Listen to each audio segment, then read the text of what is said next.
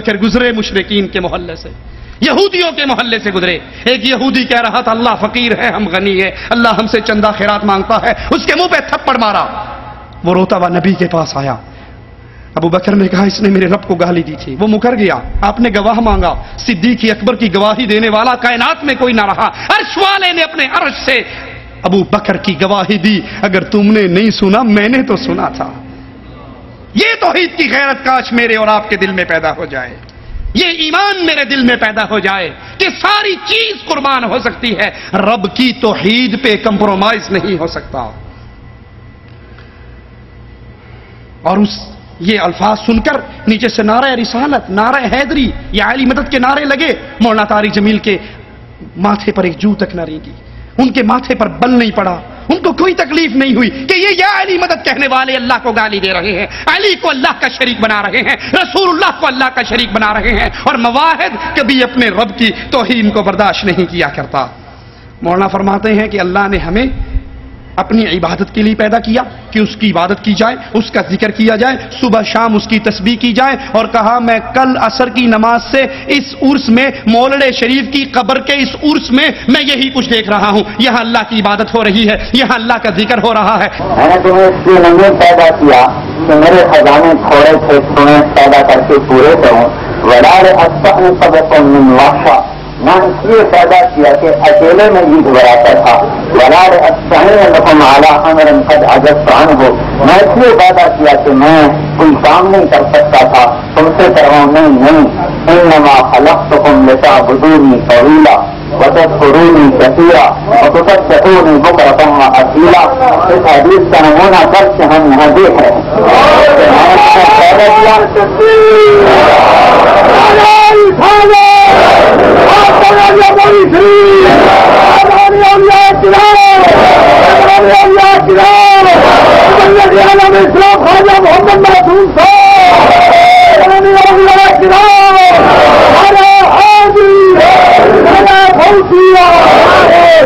لا حول ولا قوت الا باللہ، جو قبروں پہ سجدہ ریز ہیں مولانا اس کو اللہ کی عبادت کہہ رہے ہیں، جو حق ہو کے نعرے مار کر محمد کی مخالفت کر رہے ہیں صلی اللہ علیہ وسلم، صرف ان کو جوڑنے کے لیے کہ امت کو توڑو نہیں، امت کو جوڑو۔ ارے ہم بھی کہتے ہیں امت کو جوڑو، لیکن اللہ کے لیے امت کو تھوک سے نہیں جوڑو، ایلفی سے جوڑو، یہ امت شرک پہ باقی رہے، رب محمد کی قسم جوڑ نہیں ہو سکتا، اور اگر شرک کو مٹا دیا جائے، لا الہ الا اللہ پہ امت آ جائے، اس امت میں دوبارہ توڑ نہیں ہو سکتا۔ میرے شیخ، میرے استاد، اللہ ان کی قبر کو جنت کا باغ بنائے، حافظ عبداللہ بہاولپوری رحمت اللہ علیہ، بہاولپور کے اندر ایک کانفرنس ہوئی حکومت کی طرف سے، کمشنر موجود ہے، وہ آ کر اتحاد امت پہ تقریریں کروا کر گلے ملوا کے جانے لگا۔ آخری بیان حافظ صاحب کا تھا، حافظ صاحب نے کہا کمشنر صاحب مشرک اور مواحد کا اتحاد نہیں ہو سکتا جب تک مشرک شرک سے توبہ نہ کر لے۔ مثال دی کہ ایک لکڑی یوں ہے ایک یوں ہے، ترخان کو دو اس پہ کیل مارے، کبھی کیل نہیں مارے گا، پہلے رندہ مارے گا، رندہ مار کے اس کو سیدھا کرے گا۔ ارے جو قبر کو پوج رہا ہے اور جو اللہ کو پوج رہا ہے کیسے ایک ہو سکتے ہیں؟ جو قبر کے سامنے سجدہ ریز ہے اور جو اللہ کے سامنے سجدہ ریز ہے یہ کیسے ایک ہو سکتے ہیں؟ جو لا الہ الا اللہ کی آواز لگاتا ہے اور جو یہ آواز لگاتا ہے ادرکنی یا علی، اغثنی یا علی، یا عبد القادر جیلانی شیئا للہ، لا الہ الا اللہ کہنے والا اور یہ مشرک کیسے ایک ہو سکتے ہیں؟ مواحد ہے، مشرک ہے، ان کے اندر توحید کے اوپر جوڑ ہو سکتا ہے اور توحید کے بغیر جوڑ نہیں ہو سکتا۔ مولانا طارق جمیل گدی نشین جو اس پورے شرک کے دھندے کو چلا رہا ہے، اس کی تعریف کرتے ہوئے کہتے ہیں کہ ان حضرت کی، ان بزرگوں کی خدمت میں بار بار آنا نہیں ہوتا، اور ان حضرت والا کی ذات ہمارے تمہارے ملنے کا وسیلہ بنی، حالانکہ یہ حضرت والا پورے شرک کے دھندے کے آئی جی ہیں۔ اور رسول اللہ صلی اللہ علیہ وسلم کی حدیث سنیے، اللہ کے نبی نے فرمایا کوئی شخص قبر کا مجاور بنے اس سے بہتر ہے، جاؤ ان گدی نشینوں کو سناؤ، جاؤ ان مخدوموں کو سناؤ، جاؤ ان قبر کی سرپرستی کرنے والوں کو سناؤ، جاؤ ان قبر کے دھندے چلانے والوں کو سناؤ، اور کاش تم ان کو بھی سناؤ جو حجویری کی قبر پہ کمپلیکس بنانے والوں کو گلے لگا کر کہتے ہیں ہم مسلم لیگ نون کے لیے جان بھی دینے کو تیار ہیں، کاش ان کے کان سے یہ حدیث ٹکرا جائے۔ نبی نے فرمایا جو قبر کا مجاور بنے، جو قبر کے اوپر بیٹھے، اس سے بہتر ہے اگر وہ آگ کے انگارے پہ بیٹھ جائے اور آگ اس کو جلا کر راکھ کر ڈالے۔ یہ گدی نشین، یہ طاغوت ہیں جو اس وقت اللہ کی عبادت کے علاوہ ان کی عبادت کروا رہے ہیں۔ مولانا فرماتے ہیں جیسے اللہ کی تعریف کرنا ناممکن ہے، جس طرح اللہ کی تعریفیں ناممکن ہیں، ویسے ہی رسول اللہ صلی اللہ علیہ وسلم کی تعریفیں ناممکن ہیں۔ سارے سمندر سیاہی بنا دو، ساری سیاہیاں ختم ہو جائیں گی، لیکن رسول اللہ کی تعریف ختم نہیں ہوگی۔ حضرت قرآن تو یہ شان اللہ کی بیان کر رہا ہے، آپ یہ شان رسول اللہ کی بیان کر رہے ہیں۔ کس قرآن کی آیت سے، نبی کی کس حدیث سے؟ اللہ کے نبی صلی اللہ علیہ وسلم کو ایک صحابی نے صرف اتنا ہی کہہ دیا تھا، ماشاء اللہ وشیت، جو اللہ چاہے اور جو رسول اللہ چاہے۔ نبی ٹیک لگا کر بیٹھے تھے، سیدھے ہو کر بیٹھے اور کہا اجعلتنی للہ ندن، تو نے مجھے اللہ کا شریک بنا دیا۔ قل ما شاء اللہ وحدہ، یہ نہ کہہ جو اللہ چاہے جو نبی چاہے، اللہ نبی وارث، اللہ نبی کی مرضی، اللہ نبی کا کرم۔ قل ما شاء اللہ وحدہ، بلکہ یہ کہ جو تنہا اللہ چاہتا ہے وہ ہوتا ہے، جو اللہ نہیں چاہتا وہ ہو نہیں سکتا۔ اجعلتنی للہ ندن، تو نے مجھے اللہ کا شریک بنا دیا۔ مولانا فرماتے ہیں کہ ابو ہریرہ نے پوچھا، حدیث سنیے مولانا طارق جمیل صاحب کی بیان کردہ۔ ابو ہریرہ نے رسول اللہ صلی اللہ علیہ وسلم سے پوچھا آپ کو نبوت کب ملی؟ تو آپ نے فرمایا ابھی آدم علیہ السلام کا کہیں وجود نہیں تھا اور اللہ مجھے محمد کو نبی بنا چکا۔ کب تھے، کب نبوت ملی؟ ابو ہریرہ رضی اللہ تعالیٰ عنہ پوچھ رہے ہیں متى وجبت لک النبوہ، یا رسول اللہ آپ کو نبوت کب ملی؟ اس کا جواب کیا تھا؟ اس کا جواب یہ تھا کہ آپ ارشاد فرماتے 40 سال کی عمر میں رمضان شریف کے مہینے میں 17 تاریخ کو غار حرا میں میرے پاس فرشتہ آیا اور مجھے نبوت دے گیا۔ یہ اس کا جواب تھا۔ جواب کیا آیا؟ یہ جواب نہیں دیا، جواب کیا آیا؟ کنت نبیا وان آدم بین الروح والجسد، ابھی آدم علیہ السلام کا کہیں وجود نہ تھا اور اللہ مجھے نبی بنا چکا تھا۔ انا للہ و انا الیہ راجعون۔ اے کاش مولانا آپ ہر پڑی ہوئی چیز کو بیان کرنے سے پہلے ایک لمحے کے لیے رک کر یہ تو سوچ لیں کیا یہ اللہ کے نبی کی حدیث ہے یا آپ کے ذمہ جھوٹ باندھا گیا ہے؟ کیونکہ رسول اللہ صلی اللہ علیہ وسلم نے فرمایا، رسول اللہ صلی اللہ علیہ وسلم نے فرمایا من کذب علی متعمدا، جو جان بوجھ کے بغیر تحقیق کے میرے اوپر جھوٹ باندھتا ہے وہ اس دنیا میں رہتے ہوئے اپنا ٹھکانہ جہنم میں بنا لے۔ او کما قال علیہ الصلوۃ والسلام، کاش اس من گھڑت روایت، اس جھوٹی روایت کو فرمان رسول کہتے ہوئے آپ کی زبان لڑکھڑا جاتی، آپ رک جاتے۔ یہ حدیث رسول نہیں ہے، یہ جھوٹ ہے جو محمد رسول اللہ صلی اللہ علیہ وسلم کے ذمہ لگایا گیا۔ مولانا طارق جمیل فرماتے ہیں کہ کوئی ایسا با اختیار دکھاؤ جو اشارہ کرے تو اللہ سونے چاندی کے گھر مدینے میں کھڑے کر دے، ریشمی لباس پہنا دے، سونے چاندی کی تاروں کا قالین بچھا دے، لیکن نبی اتنے با اختیار ہونے کے باوجود مدینے کے کچے گھر کے اندر آپ نے ساری زندگی گزار دی۔ نبی مختار کل ہیں، نبی با اختیار ہیں، یہ دعویٰ مولانا طارق جمیل کا اپنے سامنے رکھنا اور قرآن حکیم کی آیات کو سننا۔ وَقَالُوا لَن نُؤْمِنَ لَكَ حَتَّى تَفْجُرَ لَنَا مِنَ الْأَرْضِ يَنبُوعًا، کفار مکہ جن کی ہدایت کے لیے نبی تڑپتے تھے، جن کے بارے میں قرآن کہتا ہے اے نبی فَلَعَلَّكَ بَاخِعٌ نَفْسَكَ عَلَىٰ آثَارِهِمْ إِن لَّمْ يُؤْمِنُوا بِهَٰذَا الْحَدِيثِ آسَفًا، اس غم میں کہیں اپنے آپ کو ہلاک تو نہیں کر لو گے کہ یہ لوگ مسلمان کیوں نہیں ہوتے؟ اب وہ سارے مسلمان ہونے کے لیے آئے لیکن نبی سے کچھ ڈیمانڈ کر رہے ہیں کہ ہم تیرے اوپر ایمان لے کر آئیں گے، پہلے تو اس مدینے کی زمین سے چشمے جاری کر کے دکھا۔ او تکون لک جنۃ من نخیل وعنب، تیرے لیے باغات ہو جس میں کھجورے ہو، جس میں انگور ہو، فتفجر الانہار، اس کے درمیان نہریں، خلالہا تفجیرا، تو اس کے درمیان نہریں چلا کر دکھائے، تیرے ذاتی باغات ہو جس میں نہریں چلتی ہو۔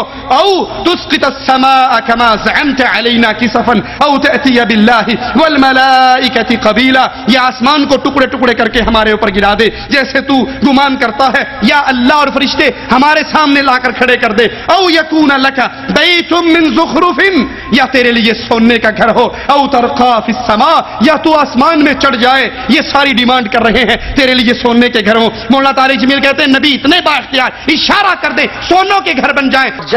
دنیا دفع کرو، جنت کے دروازے کھل جائیں اور جنت کے خزانے زمین پہ آ جائیں۔ اتنی طاقت رکھنے کے باوجود وہ پیٹ پہ پتھر باندھ کے زندگی گزار رہا ہو۔ کوئی ایسا بادشاہ دکھاؤ جس کی انگلی کے اشارے پر دشمنوں کا اللہ تعالیٰ خاتمہ کر دے، خاتمہ نہیں تباہ و برباد کر دے، اور پھر انہی دشمنوں کے ہاتھوں پتھر کھاتا ہوا انہیں دعائیں دیتا جا رہا ہو۔ کوئی ایسا با اختیار دکھاؤ، کوئی ایسا با اختیار مجھے دکھاؤ۔ جو اگر اشارہ کرے تو اللہ تعالیٰ سونے چاندی کے گھر مدینے میں کھڑے کر دے، ریشمی لباس پہنا دے، سونے چاندی کی تاروں کے قالین بچھا دے، جنت کی سواریاں دروازے پر باندھ دے، اس کے باوجود کچے گھر میں زندگی گزار جائے۔ اور یہ کفار مکہ کہہ رہے ہیں مسلمان ہونے کے لیے تیار ہیں، تیرے باغات ہوں، تیرے سونے کے گھر ہوں، تیرے لیے باغات میں نہریں چلتی ہوں، اللہ با اختیار، یاد رکھنا اہل حدیث کے ادنا سے بیٹے کا جملہ، اللہ با اختیار، کائنات ساری بے اختیار، وہ با اختیار اللہ اپنے نبی سے کہتا ہے، اے نبی کہو قل سبحان ربی، اے یہ ڈیمانڈ کرنے والوں میرے لیے سونے کے گھر ہوں، یہ ڈیمانڈ کرنے والوں آسمان گر جائے، یہ ڈیمانڈ کرنے والوں میرے باغات ہوں اس میں نہریں چلتی ہو، سنو قل، اے نبی کہہ دو سبحان ربی، میرا اللہ پاک ہے، هل كنت الا بشر الرسولا، میں تو ایک آدمی انسان، ایک آدمی، ایک بشر، ایک رسول تمہارے پاس آیا ہوں، جو کچھ تم ڈیمانڈ کر رہے ہو یہ میرے اختیار میں نہیں، عرش والے کے اختیار میں۔ کیا کوئی ہے مجھے نبی سے بڑا محسن دکھا دے کائنات میں؟ مجھے لاؤ کوئی ایسا بادشاہ کہ جو انگلی کا اشارہ کرے تو آج دنیا دفع کرو، جنت کے دروازے کھل جائیں اور جنت کے خزانے زمین پہ آ جائیں۔ اتنی طاقت رکھنے کے باوجود وہ پیٹ پہ پتھر باندھ کے زندگی گزار رہا ہو۔ کوئی ایسا بادشاہ دکھاؤ جس کی انگلی کے اشارے پر دشمنوں کا اللہ تعالیٰ خاتمہ کر دے، خاتمہ نہیں تباہ و برباد کر دے، اور پھر انہی دشمنوں کے ہاتھوں پتھر کھاتا ہوا انہیں دعائیں دیتا جا رہا ہو۔ کوئی ایسا با اختیار دکھاؤ، کوئی ایسا با اختیار مجھے دکھاؤ جو اگر اشارہ کرے تو اللہ تعالیٰ سونے چاندی کے گھر مدینے میں کھڑے کر دے، ریشمی لباس پہنا دے، سونے چاندی کی تاروں کے قالین بچھا دے، جنت کی سواریاں دروازے پر باندھ دے، اس کے باوجود کچے گھر میں زندگی گزار جائے۔ ارے اگر نبی با اختیار ہوتے مولانا اپنے چچا ابو طالب کو کفر پہ کیوں مرنے دیتے؟ گئے آخری لمحات میں گئے، پیٹیوں میں بیٹھے، کھسکتے ہوئے جگہ بناتے ہوئے سرہانے پہ پہنچے، اپنے کانوں کو آقا کے لبوں پہ رکھا، کہا قل یا عمی قل لا الہ الا اللہ فی اذنی احاج لک بہ عند ربی یوم القیامہ۔ چچا ایک دفعہ ہی کلمہ پڑھ لے، میں رب کے درمیان میں، رب کے دربار میں پیش کروں گا۔ ابو بکر نے پڑھا، عمر و عثمان و علی نے پڑھا، اللہ میرے چچا نے بھی پڑھا تھا، زور سے نہیں پڑھا تھا، میرے کان میں پڑھا تھا، میں گواہ ہوں، اللہ میرے چچا کو بھی زبان حال سے کہنے دیجئے، نبی کے جذبات کی ترجمانی کرنے دیجئے کہ اللہ ایک مرتبہ اس نے میرے کان میں پڑھا تھا، اس کو جنت دے دے۔ اور ابو جہل کہہ رہا تھا اترغبو عن ملت عبد المطلب، باپ کے دین کو چھوڑ دو گے؟ مرتے ہوئے چچا نے کہا تھا اموت علی دین عبد المطلب، میں اپنے باپ کے دین پہ مر رہا ہوں۔ اگر نبی با اختیار ہوتے چچا کو کفر کی حالت پہ کیوں مرنے دیتے؟ غمگین ہو گئے، عام الحزن، غم والا سال نام پڑ گیا۔ اور پھر قرآن نے کہا آواز لگائی انک لا تہدی من احببتا، اے نبی جس سے آپ محبت کرو اس کو ایمان کی دولت نہیں دے سکتے، ولکن اللہ یہدی من یشاء، اللہ جس کو چاہے ہدایت دے دے۔ کیوں؟ با اختیار اللہ ہے، کائنات ساری باقی بے اختیار ہے۔ اگر با اختیار ہوتے تو صحابی نے کہا تھا ماشاء اللہ و شئ، تو نبی کیوں روکتے؟ ارے اگر با اختیار ہوتے عائشہ پر تہمت کیوں لگتی؟ اگر با اختیار ہوتے 70 قاری آپ سے مانگ کر لے گئے اور شہید کر دیے گئے۔ اگر با اختیار ہوتے زہر والا کھانا کیوں کھا جاتے؟ با اختیار ہوتے نبی کفار کے لیے بد دعا کر رہے کیف یفلح القوم، یہ فلاح پا سکیں گے جنہوں نے محمد کے ماتھے کو پھاڑ ڈالا صلی اللہ علیہ وسلم۔ آیات اتر گئی لیس لک من الامر شیء، پیارے تیرا اختیار نہیں ہے، یہ اختیار اللہ کا ہے، جس کو چاہے ہدایت دے دے اور جس کو چاہے ہدایت نہ دے۔ نبی کریم بھی اللہ کے در کے سوالی ہیں، اللہ کے در کے سوالی ہیں، اللہ کے در کے سامنے، اللہ کے احکام کے سامنے بے اختیار ہیں۔ اور اگر با اختیار ہوتے، جب نبی نے کہا تھا آج کے بعد شہد نہیں کھاؤں گا، کبھی قرآن کی یہ آیات نازل نہ ہوتی یا ایھا النبی لم تحرم ما احل اللہ لک تبتغی مرضات ازواجک، میں نے جس کو حلال کیا ہے تو حرام کرنے والا کون ہے؟ بیویوں کی رضامندی چاہتا ہے۔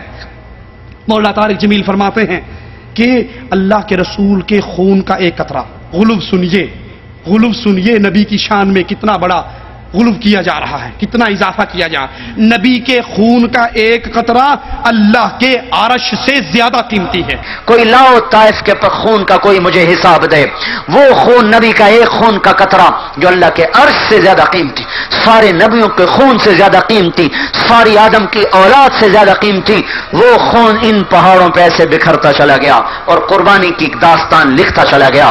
کاش ان پہاڑوں کی زبان ہوتی اور آپ ان سے جا کے پوچھتے کہ اس امت کے لیے اس نبی نے کیا دکھ درد اٹھائے ہیں اور آج یہ امت اس نبی کو کیا جواب دے رہی ہے۔ لا حول ولا قوت الا باللہ۔ یہ ہمارے ہاتھ میں فضائل حج ہے مولانا ذکریہ صاحب کی۔ مولانا ذکریہ اپنی کتاب فضائل حج کے صفحہ نمبر 100